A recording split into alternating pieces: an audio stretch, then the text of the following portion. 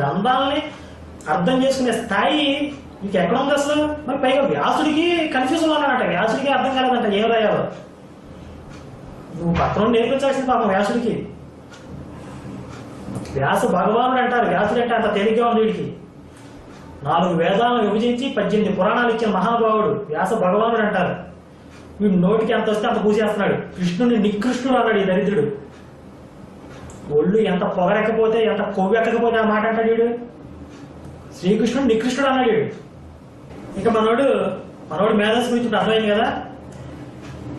అలాగే ఇంకో సందర్భం చెప్తాను. ఈయన డిబేట్ స్టార్టింగ్ లో ఒక పెద్ద ఆయన, మన హిందువుల తరఫున ఒక పెద్ద ఆయన శ్లోకం చదివారు రాజుగారు.